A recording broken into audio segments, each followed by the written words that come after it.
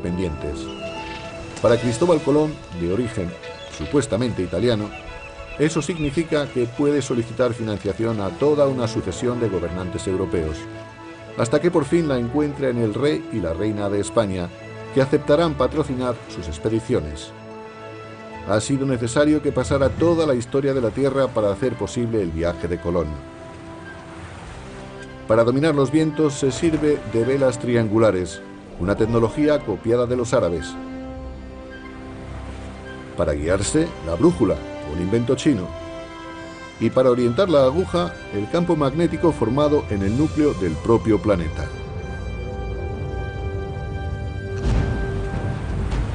Aunque Colón estaba buscando una nueva ruta en barco para llegar a la India, lo que termina haciendo es conectar por fin y para siempre las dos mitades del mundo. El viaje no solo es esencial para la historia de América, como saben, representa un hito decisivo para la historia humana. Nada volverá a ser lo mismo.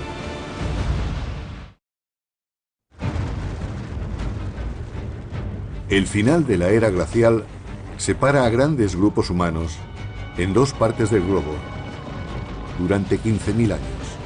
Ahora todo está a punto de cambiar.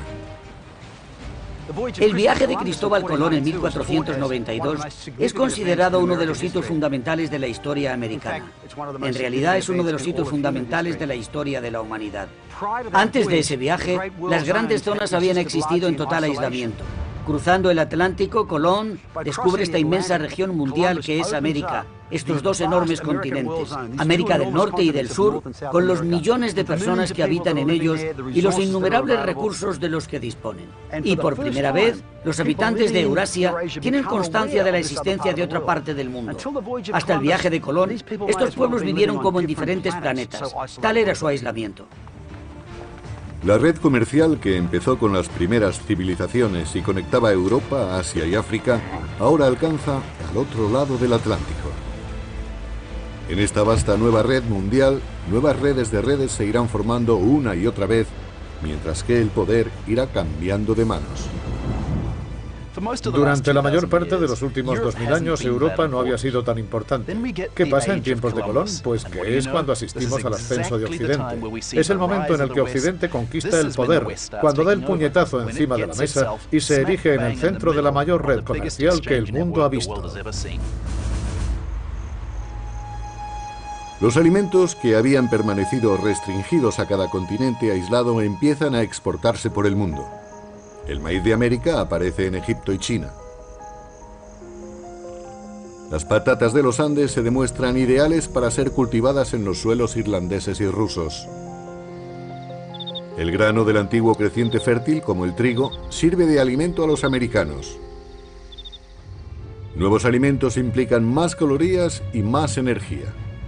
3 siglos después del viaje de Colón, la población mundial duplica los 900 millones de habitantes. Pero las manos desiguales repartidas a cada uno de los hemisferios juegan ahora una baza letal. Los conquistadores europeos, herederos de la agricultura y de los animales del creciente fértil y del comercio expandido a lo largo de las vastas redes del antiguo mundo, llegan al nuevo portando armas, montando a caballo y transmitiendo enfermedades infecciosas. El resultado, una masacre. En los años siguientes al primer viaje de Colón, el 95% de la población nativa de las Américas morirá a causa de las armas y los gérmenes europeos.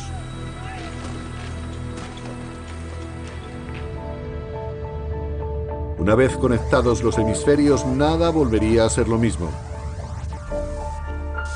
Piensen, por ejemplo, en la asombrosa historia de la caña de azúcar.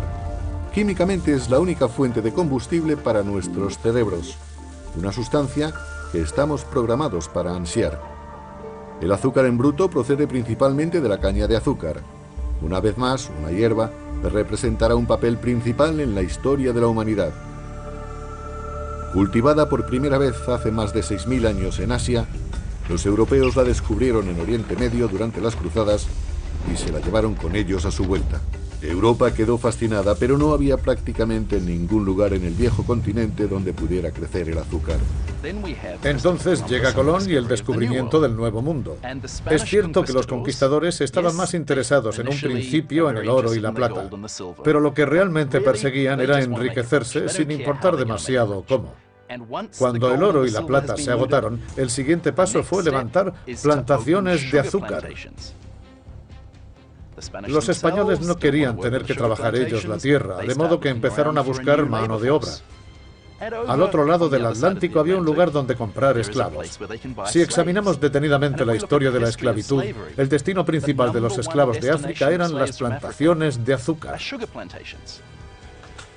De modo que la historia del azúcar moldea también la nuestra, desde Oriente Medio, a través de las cruzadas, de la conquista de Mesoamérica e incluso la historia de la esclavitud desde África a América.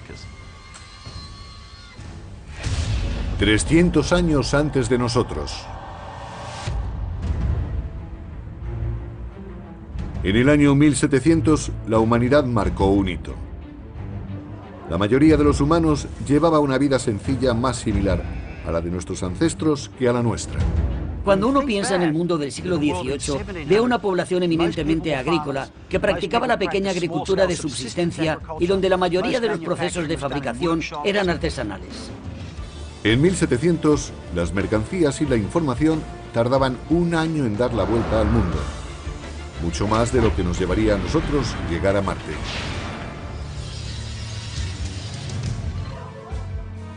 Lo que nos contiene es la manera en que impulsamos nuestras vidas.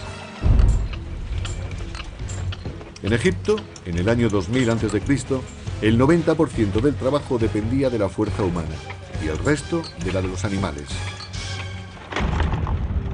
En 1700, en Europa, la mayor parte del trabajo, un 70% aproximadamente, aún depende del músculo humano. Pero la energía muscular por sí sola no puede allanar el camino a la edad moderna. Hace falta una revolución que andaba gestándose en las profundidades de la Tierra. Cuando nuestra historia del mundo en 2 horas se acerca a su fin, la humanidad marcó un hito. El progreso humano estaba supeditado a los límites de nuestros músculos. Pero, para dar el gran salto, necesitamos una nueva manera de impulsar nuestras vidas y toda la historia del mundo. Recuerden que hace miles de millones de años, el hierro producido por las explosiones de las estrellas fue acumulándose en el planeta al tiempo que éste se formaba. Hace miles de años, el hombre empezó a utilizar ese hierro para herramientas y armas. Para mantener nuestras forjas ardiendo, empezamos a talar los bosques. Hace 300 años, en Gran Bretaña el hierro estaba muy solicitado y los árboles fueron desapareciendo. Los británicos necesitaban una nueva fuente de combustible y gracias a los restos descompuestos de antiguos helechos dieron con uno, el carbón. Pero el carbón por sí solo no bastaría para propulsar a la humanidad hasta el mundo moderno. La historia aún tenía que dar un giro más. En la búsqueda de carbón, los mineros tienen que profundizar cada vez más en las minas hasta que el agua empieza a inundar los túneles. Para bombear esa agua surge un nuevo invento. En 1712, Thomas Newcomen produce una bomba propulsada por la combustión de carbón y movida por vapor. La máquina de Newcomen es la primera máquina de vapor real. Esta combinación de energía y motor, de combustión y máquina, será lo que libere al hombre de las imposiciones establecidas por los límites de sus propios músculos y cambiará el mundo. Arranca la revolución industrial. Junto con las revoluciones políticas de América y después de Francia, esta revolución tecnológica transformará para siempre el paisaje del mundo. No pasará mucho tiempo hasta que el mundo atlántico se convierta en el nuevo líder económico y por ende cultural, político y militar, que acabará dominando la geopolítica mundial desde entonces hasta ahora. Los trenes atronaban a través de los paisajes. En la década de 1870 llegó el motor de combustión interna y los alemanes inventaron su producto estrella, el automóvil. El petróleo, la sustancia que los antiguos consideraban demasiado inflamable para resultar útil, se convirtió en el bien de consumo más importante del planeta, propulsor por excelencia de la innovación.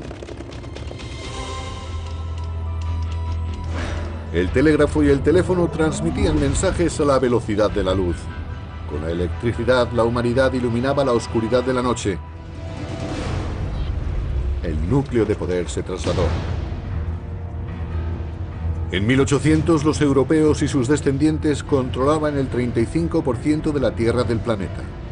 En 1900, controlaban el 85%.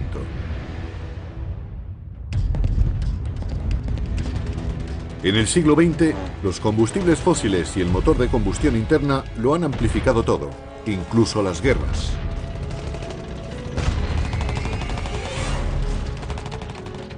Esa tecnología hizo posible que la potencia y la conquista militares se convirtieran en algo internacional, pero en una dimensión completamente distinta como antes lo había sido. En el siglo XX murieron víctimas de las guerras más del triple de personas que las que murieron en los anteriores 2000 años de historia de la humanidad juntos. Las aplicaciones de las capacidades y de las tecnologías industriales del siglo XVIII llegan a su culmen con estos extraordinarios acontecimientos. Todo ello propulsado por los cuerpos microfosilizados de seres orgánicos que se disolvieron en las antiguas masas de agua hace millones y millones de años. La revolución industrial también favoreció la explosión de la población humana. La historia humana había tardado 200.000 años desde el amanecer del hombre hasta el año 1900 en alcanzar los 1.600 millones de habitantes. Mientras que en los escasos 100 años del siglo XX casi ha cuadruplicado esa cifra con más de 6.000 millones.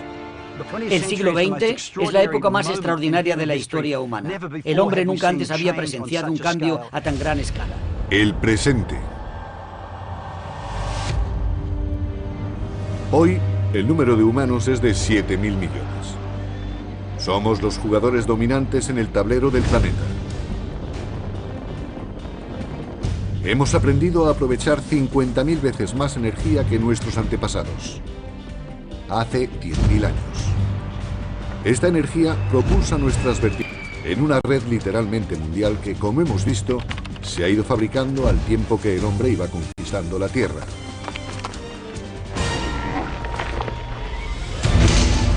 Nuestra historia en 2 horas toca a su fin. Una historia que empezó hace 14.000 millones de años, con un universo diminuto que contenía todo en un solo lugar. Tras el Big Bang, toda la energía que jamás existirá se creó en un instante. La gravedad esculpió nuestro universo. Durante miles de millones de años, las estrellas y supernovas fabricaron los elementos que acabaríamos utilizando nosotros. Después, una Tierra inhóspita cobró forma y reunió las condiciones idóneas para permitir la vida. A medida que el planeta evolucionaba, la vida competía por la energía y fue creciendo y adquiriendo complejidad. Por fin se dieron las circunstancias adecuadas para el nacimiento de nuestra especie. Dominamos la piedra y el fuego, y cuando sobrevino la época glacial, nos dispersamos por el planeta. Cuando el hielo se derritió, nos quedamos aislados en los distintos continentes. Aprendimos a someter plantas y animales a nuestra voluntad. Construimos ciudades y civilizaciones. Creamos una inmensa red que conectó imperios, unió continentes y atravesó océanos. Y justo cuando parecíamos haber alcanzado nuestro límite como humanos, descubrimos la energía y la tecnología que nos transportarían hasta el futuro. Sobre la Tierra, las semillas del pasado han florecido en un presente rico en energía y creatividad.